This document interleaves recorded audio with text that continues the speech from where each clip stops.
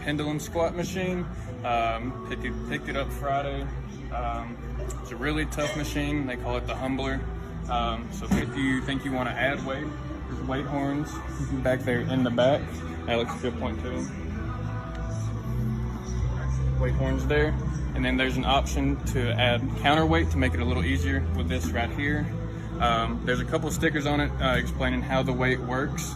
So for the counterweight system, you'll have to look at this sticker here. Kind of breaks it down pound for pound. And then on the back there, it breaks it down on how much the weight actually weighs when you add it to the back.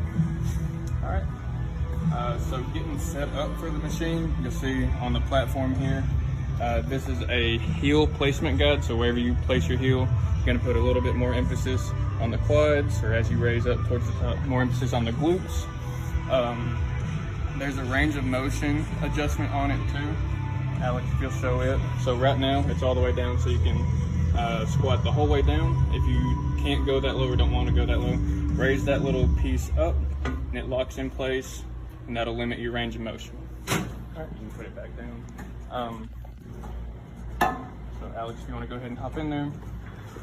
So on this machine, there's two different options for racking the machine. You see here the two posts. So that'll depend on how tall you are or how short you are, which one you want to rack it on.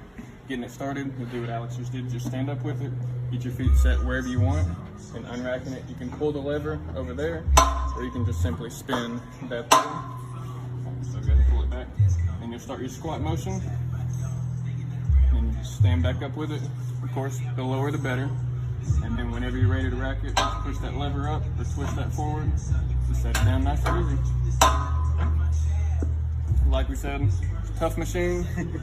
Play around with it, don't add much weight, have fun.